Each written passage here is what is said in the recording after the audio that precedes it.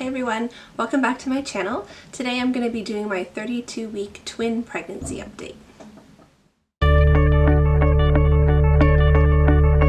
So I didn't have a doctor's appointment this week, so all of the stats that I'm going to be giving you are from my pregnancy app, which is Ovia Pregnancy.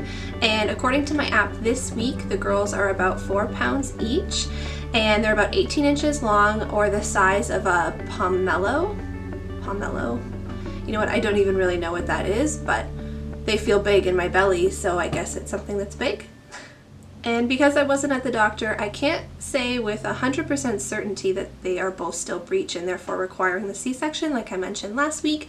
But based on where I'm feeling the kicks, especially from baby A, she's still right on my cervix and I'm still feeling a lot of pressure and definitely jabs that can completely buckle me and bend me over. I'm going to say that they're both still breech, but that'll be confirmed next week at the doctor's. So as an update on my bed rest, again, if you haven't seen any of my previous videos, I will link them maybe somewhere in a card or down below with my previous week's updates. But yeah, as far as bed rest goes, I am allowed more freedom now because I am at 32 weeks. I'm able to do a little bit more around the house, which is really exciting, except for the fact that now that I'm finally at this point, and I have been looking forward to this point since being put on bed rest at 20 weeks, that I'm so uncomfortable that I really can't do much. So basically from 20 weeks to now, I've had to be on one side or the other. So basically on my left or my right side. And as you can imagine, that's pretty limiting in what I can do in a day. So I'm sure, as you can imagine, you'd be really excited to be able to sit up in bed or maybe like walk around the house a little bit more.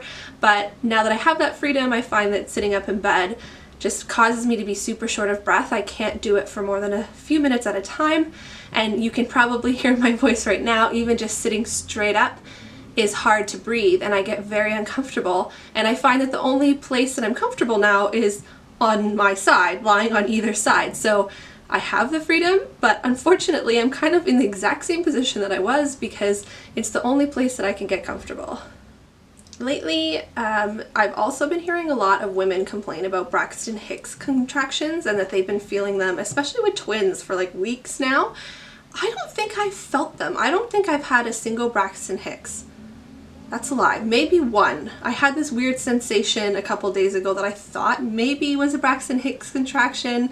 I've never been pregnant before, this far along anyway, and so I'm not really sure what I'm expecting or what I'm supposed to feel, but I'm pretty confident that I'm not getting them. And I don't know if that is normal. Like, does anyone know if it's normal not to have Braxton Hicks contractions? Is everyone supposed to get them?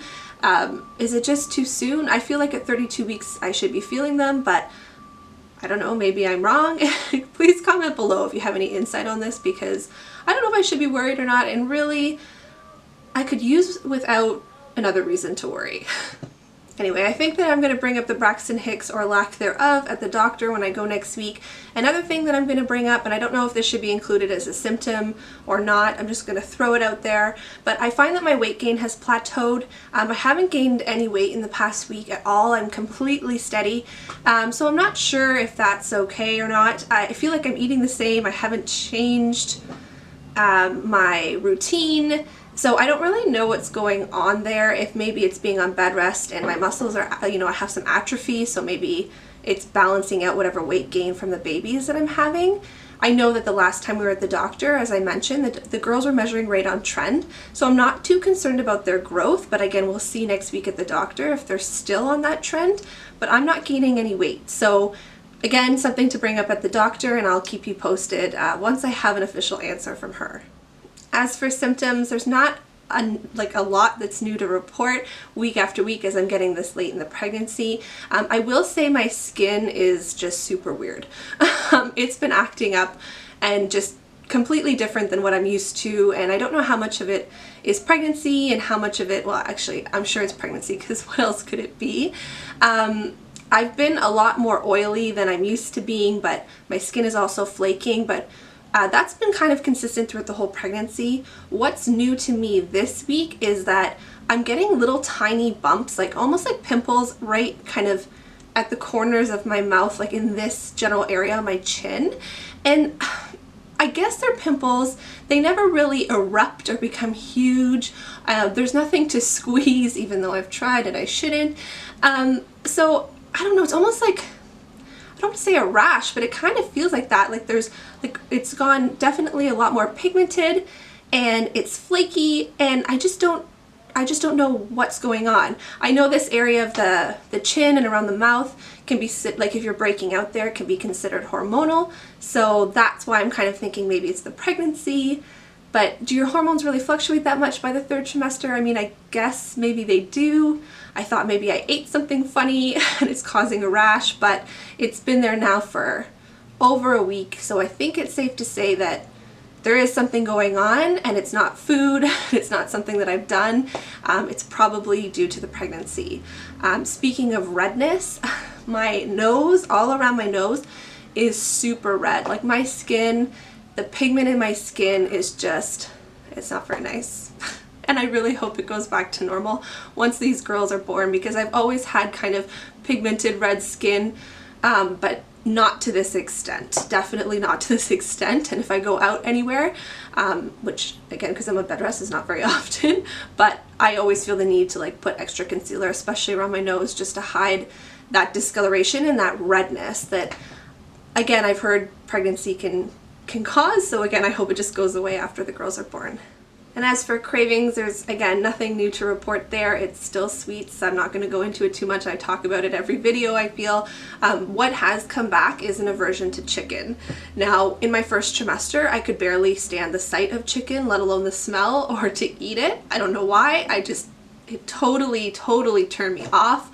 I got back into chicken in the 2nd trimester and early in the 3rd, but in this past week, my husband's tried to give it to me for dinner a couple times, and I'm basically like choking it down to eat it.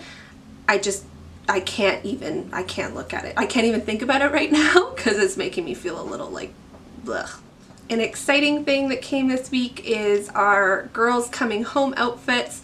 I know that can be a little silly, but I was really excited to pick something cute for them out. I don't intend to have them in matching outfits all of the time. They are their own individuals, but for the coming home outfit, I did pick one that was matching, so they will be in the same outfit when they come home. And I was super excited to show you guys, but the outfit is in the wash, with the exception of the hat, which I'm going to show because it's just so dang cute.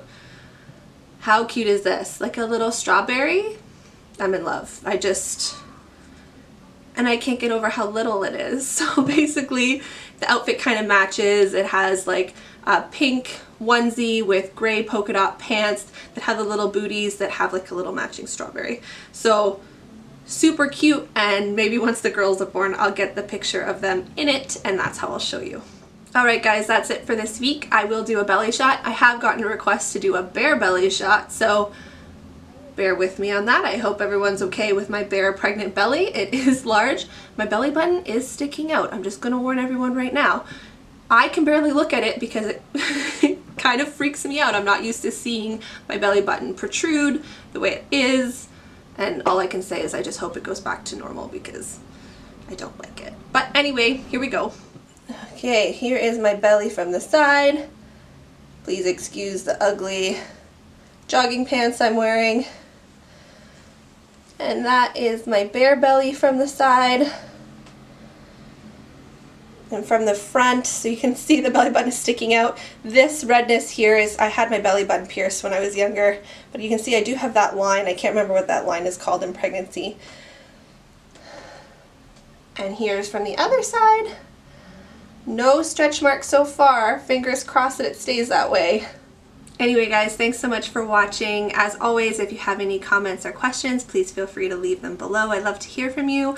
Also, if you have any video suggestions, a specific topic you'd like me to cover, you can also leave those in the comments below. I'd love to see them. Don't forget to subscribe if you haven't already, and you can give this video a thumbs up if you enjoyed the content, and I look forward to seeing you in my next video.